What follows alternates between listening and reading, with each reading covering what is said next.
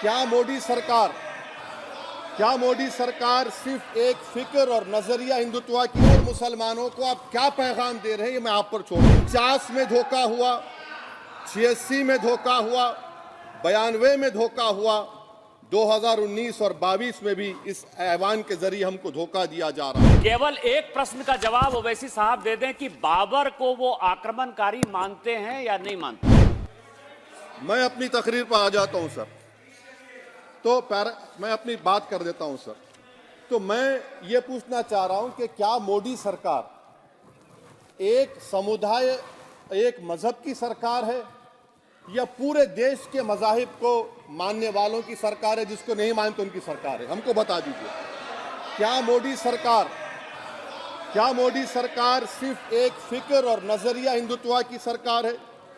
क्या इस देश का, इस गवर्नमेंट ऑफ इंडिया का कोई मजहब है? इस वतन अजीज सबके मजहब को मानता है। सर, मेरा मानना है कि इस देश का कोई मजहब नहीं है। क्या ये सरकार 22 जनवरी का पैगाम देकर ये बताना चाहती है कि एक मजहब को दूसरे मजहब के मानने वालों पर गलबा और कामयाबी मिली? क्या आइन इसकी इजाजत देता है? क्या ये पैगाम आप जब ऐवान से दे रहे हैं तो 17 करोड़ मुसलमानों को आप क्या पैगाम दे रहे हैं, ये मैं आप पर छोड़ता हूं। सर, 49 में धोखा हुआ, 86 में धोखा हुआ, 92 में धोखा हुआ, 2019 और 22 में भी इस ऐवान के जरिए हमको धोखा दिया जा रहा है।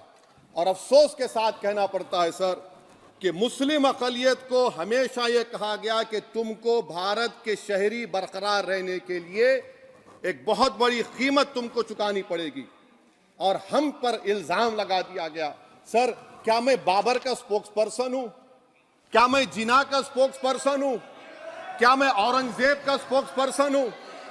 बताइए सर, आखिर मैं कहां तक आप मुझे लेकर जाएंगे?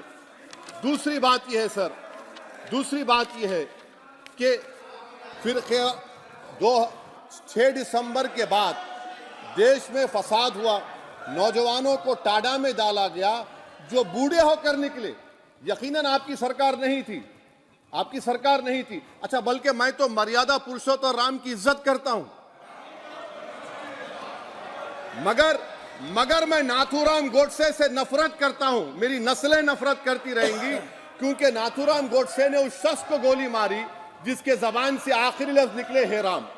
सर, छठी बात यह है कि 87 में मलियाना हाशिमपुरा हुआ, 83 में नेल्ली हुआ, 44 में जम्मू में नस्ल कशी हुई, 2022 में हल्दीवानी में कत्ल हुआ। इतने धोखे सबसे बड़े किसको दिए गए? असदुद्दीन ओवैसी को दिए गए। मगर फिर भी मुझसे ही कहा जाता है कि वफादारी को तुम साबित करो अपनी ओवैसी। सर, आज भारत के 17 करोड़ मुसलमान अपने आप को अजनबी और एलिनेट महसूस कर रहे हैं। मैं बहुत बड़ी नाइंसाफी होती है, सर ये कोई तारीखी नाइंसाफी को इंसाफ नहीं किया जा रहा है। स्पीकर बल्कि सर, अंग्रेजी में स्पीकर सर, केवल एक प्रश्न का जवाब ओवैसी साहब दे दें कि बाबर को वो आक्रमणकारी मानते हैं या नहीं मानते।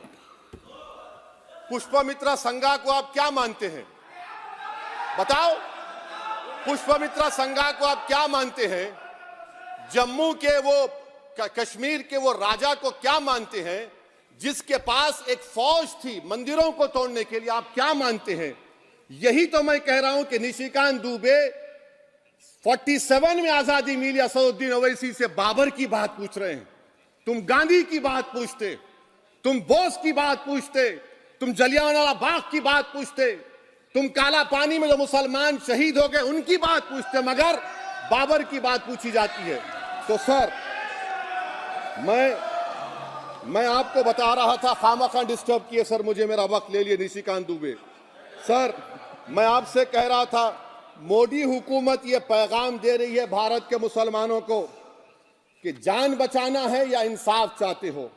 मैं कह रहा हूं, मैं भीख नहीं मांगूंगा, मैं इस नंगी तासुब को कबूल नहीं करूंगा, मैं दूसरे दर्जे के शहरी के मौक़िफ़ को कबूल नहीं करूंगा, मैं अपनी शनाख्त को नहीं मिटने दूंगा।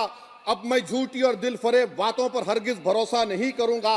मैं वो काम नहीं करूंगा जो बीजेपी और नाम निहाद सेकुलर पार्टियां चाहती हैं मैं वो काम करूंगा जो आपको पसंद नहीं है, संविधान के दायरे में रहकर। सर, कंक्लूजन में मैं आपको बताना चाहता हूं